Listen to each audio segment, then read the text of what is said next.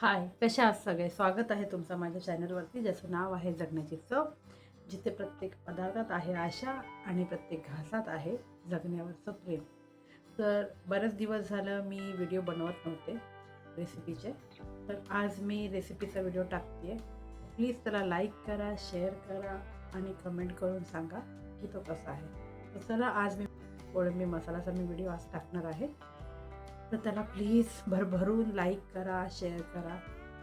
चला आता रेसिपीला सुरुवात करूया. चला तर आता रेसिपीकडे वळूया. तर मी बघा फिश घेऊन आलेली आहे. तर मला त्यांनी बांगडे पण दिलेले आहेत. तर ते 2 बांगडे मी स्वतःच कट केले, त्यांनी मला कट करून नव्हते दिले. तर ते चिरा मीच मारल्यात, पण बांगड्यांची रेसिपी मी तुम्हाला नक्की नंतर शेअर करेन. आता आपण कोळंबीवर बघूया. तर कोळंबी साफ कशी करायची ते मी तुम्हाला दाखवते. मी सगळ्या कोळंबी साफ करून घेतल्यात. या 2च फक्त साईडला ठेवल्या होत्या. तर त्यांच्यामध्ये एक शीर असते कोळंबीच्या, ती काढायची असेल. काळा धागा बोलतात त्याला. ती खाण्यासाठी चांगली नसते.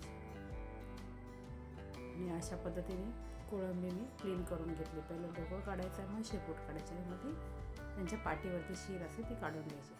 तर मी कोळंबी 2-3 वेळा धुवून घेतली होती, पण तुम्हाला दाखवण्यासाठी मी परत 2 वेळा धुवून घेतली आहे. स्वच्छ पाण्याने 2 वेळा धुवून घ्यायची. आणि बांगड्याची रेसिपी पण मी लवकरच तुम्हाला सांगेन की मी बांगड्याला कसं मॅरिनेट केलं होतं ते. आता आपण त्या प्लेटला आपण वॉश करून घेऊया. बरेच दिवस माझे रेसिपीचे व्हिडिओ अपलोड झाले नाही, त्यासाठी सॉरी.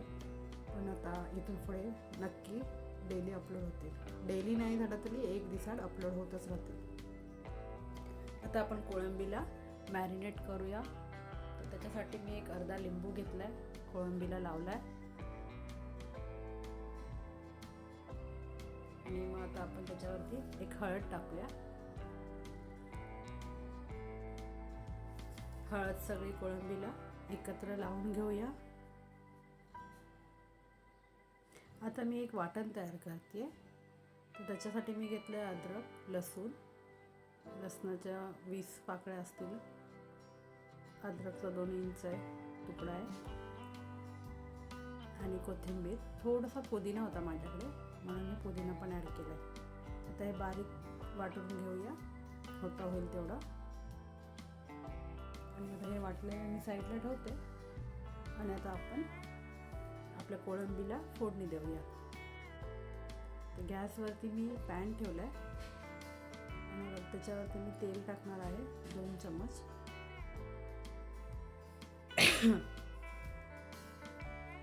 तेल थोडंसं आपलं गरम झालं की मी त्यामध्ये कढीपत्ता ॲड करणार आहे. कढीपत्ता आपला तडतडला की एक बारीक कापलेला कांदा आहे. मोठे कांदे घेतले तर 2 आणि मीडियम असेल तर 3. असे 2 कांदे मी घेतलेले आहेत. आणि 2च टमॅटो. एकदम इझी रेसिपी आहे. 2 कांदे 2 टमॅटोमध्ये आपला कोळंबी मसाला रेडी होणार आहे. कांदा फ्राय झाल्यावरती आपण जे अद्रक, लसूण, कोथिंबीर वाटलं होतं तेही ॲड करून तेही चांगलं सुगंध सुटेपर्यंत फ्राय करून घेणार आहोत तेलामध्ये.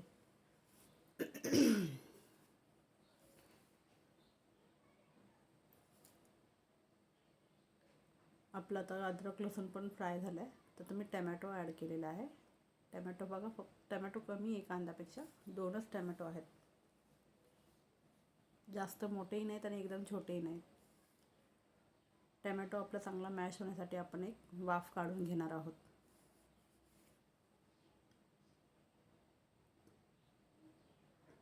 मध्ये मध्ये चेक करत राहायचं आहे टमॅटो गळतोय का.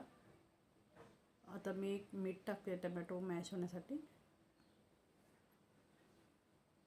थोडीशी हळद आपण कोळंबीला पण लावलेली आहे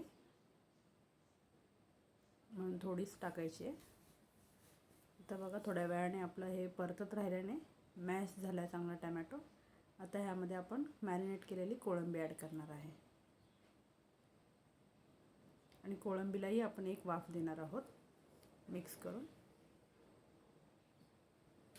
बघा कोळंबीला चांगली वाफ दिली आहे. आता ह्यामध्ये मी टाकते आहे गरम मसाला, लाल तिखट आणि तुमच्याकडे जर धना जिरा पावडर असेल तेही तुम्ही ॲड करू शकता.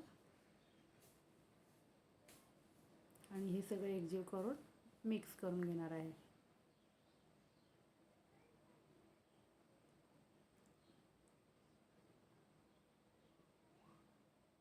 तर थोडीशी मी यामध्ये कोथिंबीर ॲड करणार आहे आणि परत ती मिक्स करून घेणार आहे. कोथिंबीरने एक फ्रेश स्मेल पण येतो आणि टेस्ट पण चांगली लागते.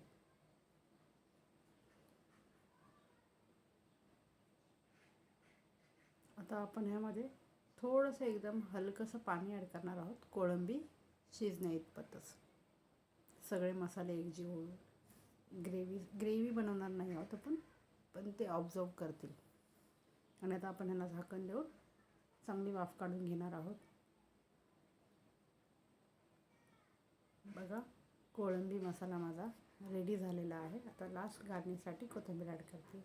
तर अशा प्रकारे मी कोळंबी मसाला रेडी केला आहे. याला तुम्ही भातासोबत खा, चपातीसोबत खा, भाकरीसोबत खा, कशासोबतही खा, खूप छान लागतं. बाय.